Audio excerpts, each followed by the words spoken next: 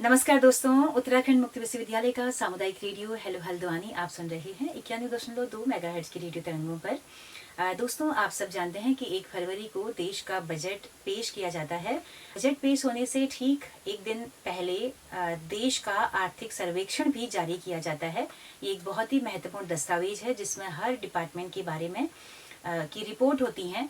तो इस पर बात करने के लिए हमारे विश्वविद्यालय का जो विकास अध्ययन विभाग है उससे असिस्टेंट प्रोफेसर दीप्ति कमल जोशी जी हमारे साथ मौजूद हैं। दीप्ति कमल जी, बहुत बहुत स्वागत है आपका। Thank you so much ma'am. जैसा कि आपने बताया कि एक दिन पहले रिपोर्ट प्रस्तुत होनी है। इस बार रविवार है 31 जनवरी को और सरकार ने बहुत तारीख को ही सर्वेक्षण रिपोर्ट जो है संसद में प्रस्तुत कर दी है ताकि पब्लिक डोमेन में आने वाला डॉक्यूमेंट है देश की विकास के बारे में या विभिन्न क्षेत्रों में सरकार की क्या अप्रोच है, अभी तक क्या अचीवमेंट्स हुई हैं और फर्दर क्या चुनौती हमारे सामने है और क्या समाधान हो सकते हैं, इसके बारे में पॉलिसी ये जो एक्चुअली डॉक्यूमेंट है ये बात करता है। क्या बात है, मुझे लगता है कि हमें इसको जानना बहुत जरूरी है कि हमारी सरकारें इन दस्तावेजों पर क्योंकि बहुत लंबा समय लगकर काम करती हैं, है ना। हाँ, जैसे वित्त मंत्रालय भारत सरकार जो है ये रिपोर्ट संसद में प्रस्तुत करता है, सरकारी कामकाज का लेखा जोखा है और आप देखेंगे कि आगे रिसर्च और अन्य क्षेत्र में जहाँ भी आपको डेटा की जरूरत होगी आप आर्थिक सर्वेक्षण का संदर्भ लेते हुए बातचीत करेंगे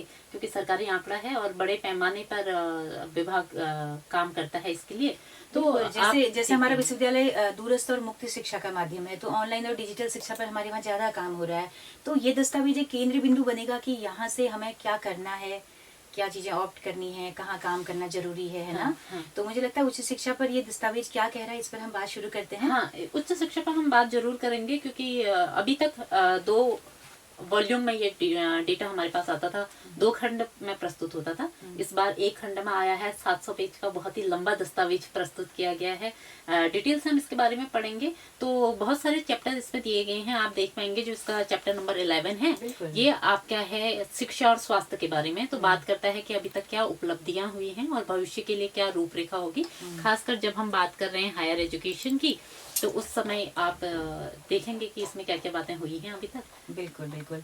तो सबसे पहला सवाल तो यही होगा कि उच्च शिक्षा को लेकर इस दस्तावेज ने उसकी एक पूरी भूमिका बनाई होगी कि इस वक्त पे क्या परिदृश्य है देश में उच्च शिक्षा का।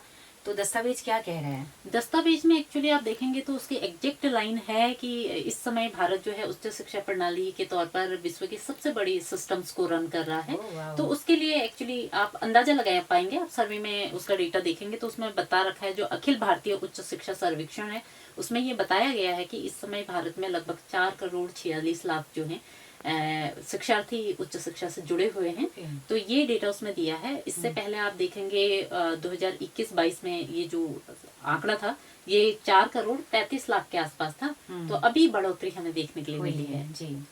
तो अगर हम GER की बात करें, ग्रॉस एनरोलमेंट रेशियो, हाँ, तो वो कितना फीसद है इस समय? जैसा कि हमने बात करी है कि बढ़ तो रहा है लेकिन ये ग्रोथ जो है थोड़ा बहुत हम कहेंगे कि कम भी है क्योंकि इस बार जो ग्रोस एनरोलमेंट रेशियो अगर आप देखेंगे तो ये डेटा आप देख पाएंगे कि 22-23 का डेटा है, 2022 और 23 में 29.5 का ग्रोस एनरोलमेंट रेशियो रहा है। उससे पहले जो सकल नामांकन अनुपात है वो 28.4 था। तो आप ये मान लीजिए कि साल भर में लगभग 1% से हम बढ़ पाए हुई है। ये 2022-23 का है तो मुझे लग रहा है कि और बढ़ गया होगा, 24-25 तक आने आते। हाँ, ये आप देखेंगे कि सर्वे में बहुत सारे डिपार्टमेंट इन्वॉल्व होते हैं, सर्वे बहुत लंबा समय भी लेता है। तो ऐसे में जो एकेडमिक ईयर कंप्लीट हो गए हैं, आप रिपोर्ट में एक्चुअली आप देखेंगे ना जो पब्लिश होता है उस ईयर की डेट आती है तो आप 2025-26 देखेंगे। एक्चुअली ये रिपोर्ट है 2024-25 के बारे में। तो आप 24 में आपने जो डेटा कंप्लीट कर लिया था तो उसी की आपको रिपोर्ट प्रस्तुत करी जा रही है, इसलिए आप थोड़ा सा आप मतलब हाँ ये रियल टाइम आपका ऐसा गैप दिखाई देता है। पर क्योंकि कामकाज सर्वे पर आधारित है तो इसके लिए आपका काम पूरा होना जरूरी है, तो ये एक छोटा सा गैप आप देख पाते हैं। तो अगर GR 28-29 है तो इसका मतलब है कि 70-72 लोग अभी भी बाहर हैं 100 में से, उच्च शिक्षा तक नहीं पहुंच पा रहे हैं ना। हाँ। तो फिर उनको लाने के लिए क्या कुछ इस पर दस्तावेज क्या कह रहा है कि किस माध्यम से हम उनको लाएंगे, क्या कोशिशें की जाएंगी? एक्चुअली दस्तावेज ने इस बारे में जो बात करी है खासकर वो उन्होंने बात करी है पॉलिसी रिफॉर्म को लेके कि वो बोलते हैं कि अगर पॉलिसी रिफॉर्म हो पाएगा, खासकर उन्होंने बात करी है NEP से जोड़ के। NEP 2020 हमारे सामने आया तो उसमें क्या फ्लेक्सिबिलिटी के बारे में उन्होंने बोल रखा है कि वो एक लचीला पाठ्यक्रम है या आप जो है एकेडमिक बैंक ऑफ क्रेडिट अगर आप बना पा रहे हैं, ABCID जो आप बना पा रहे हैं, तो इस तरीके से अगर आपने कम समय के लिए भी हायर एजुकेशन में आप आए हैं तो उसका सर्टिफिकेशन हो जाए, उसकी पहचान हो पाएगी। तो इस तरीके से धीरे धीरे पॉलिसी के स्तर पर बड़े सुधार हुए हैं। उनके इम्प्लीमेंटेशन पे इस बार जोर है कि इम्प्लीमेंट जो है ग्राउंड लेवल पे होगा। जी। दीप्ति जी, दस्तावेज में आंकड़ा क्या बता रहा है कि इस वक्त पे कितने विश्वविद्यालय NEP को ऑप्ट कर चुके हैं? एक्चुअली पॉलिसी में ये नहीं बताया गया है कि कितने जो विश्वविद्यालय हैं उन्होंने NEP लागू कर दिया है, जबकि NEP में ये पहले से ही दिया हुआ है कि 2030 तक का सबने इसको लागू कर लेना है। तो बड़े पैमाने पर आप देखेंगे, खासकर जैसे आप हमारे विश्वविद्यालय को ले लीजिए, तो हम NEP के हिसाब से अपने कोर्सेज चला रहे हैं, या उस तरीके से हम उस क्रम में आगे बढ़ रहे हैं धीरे धीरे। सेमेस्टर प्रणाली आ गई है, या आप एकेडमिक जब आप ABCID की बात कर रहे हैं, तो ये सब NEP के दिए हुए सुझाव हैं जिन पे काम इस समय हो रहा है। जी।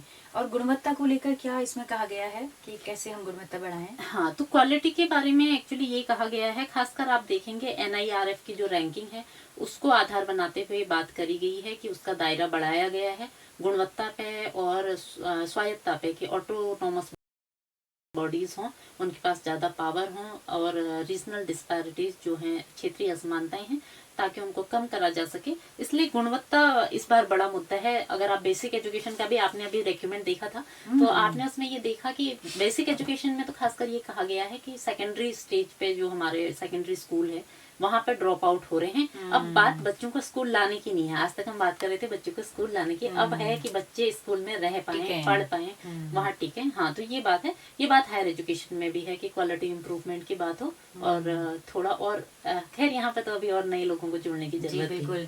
दीप्ति जी, कौशल विकास को लेकर काफी काम हो रहा है कि कैसे हम अपने पाठ्यक्रमों को एम्प्लॉयबल बनाएं, स्वरोजगार की तरफ कैसे आगे को बढ़ें, तो इस पर क्या दस्तावेज में हाँ, इसमें एक्चुअली एजुकेशन वाले पॉइंट पे तो नहीं, एक अलग से एक चैप्टर है जहाँ पे स्किल्स को लेके बात करी गई है। वहाँ पे उसका एक पूरा अलग ही है। हाँ, लेकिन वहाँ पे उन्होंने एक डेटा, एक सर्वे करके जो आपका दस्तावेज प्रस्तुत किया है आर्थिक सर्वेक्षण का, उसमें ये बताया गया है कि जो सर्वे में बताया है लगभग 90% लोग अभी भी किसी भी तरीके की स्किल और वोकेशनल एजुकेशन से बाहर हैं।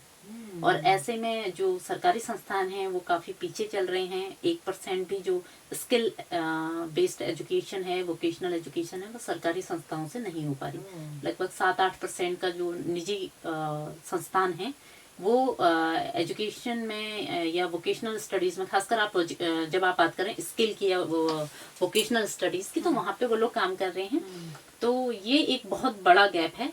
क्योंकि हम इसको इस तरीके से देख सकते हैं, जब आप ये आत्मसात कर रहे हैं कि ये हमारे ड्रॉबैक्स रहे हैं, तो जरूर हम देखेंगे कि बजट जल्दी ही आने वाला है, 1 तारीख को बजट आएगा, तो हम देखेंगे कि सरकार शायद स्किल बेस्ड एजुकेशन के ऊपर, वोकेशनल एजुकेशन के ऊपर बड़े खर्च और शायद कुछ नई पॉलिसी या नई कार्यक्रम लेके आएगी, ऐसी उम्मीद हम कर रहे हैं। बिल्कुल बिल्कुल। बाकी इस दस्तावेज में ऑनलाइन शिक्षा, डिजिटल शिक्षा, ब्लेंडेड लर्निंग को लेकर क्या चीजें कही गई हैं कि क्या स्थिति है इस वक्त पे?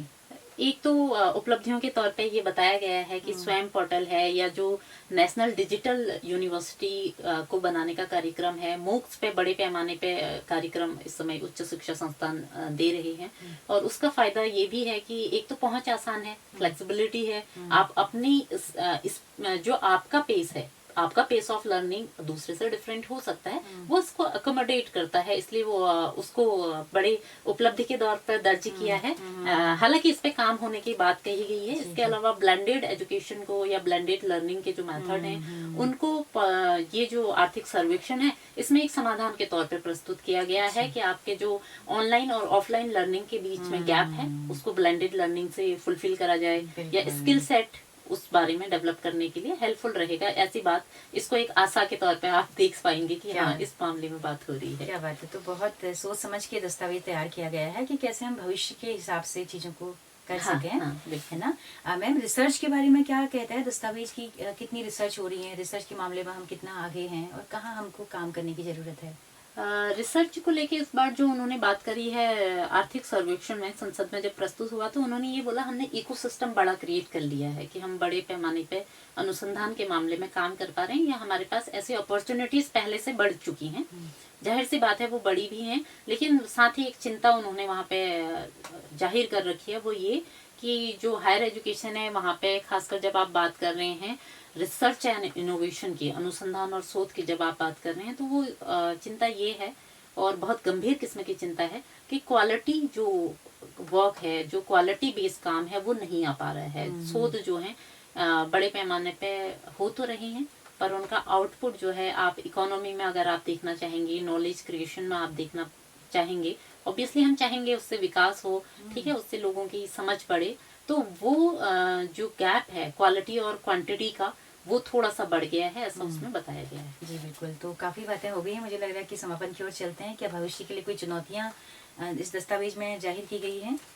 भविष्य में चुनौतियां, खासकर हायर एजुकेशन में जो चुनौतियों की बहुत गंभीरता से बात करी है, वो है एक तो रूरल एरियाज के बारे में, कि ग्रामीण क्षेत्रों में जो है अवसंरचना का निर्माण नहीं हो पाया है, इंफ्रास्ट्रक्चर नहीं है, या ग्रामीण जो लोग हैं उन तक उच्च शिक्षा की पहुंच बहुत ही सीमित हो पाई है।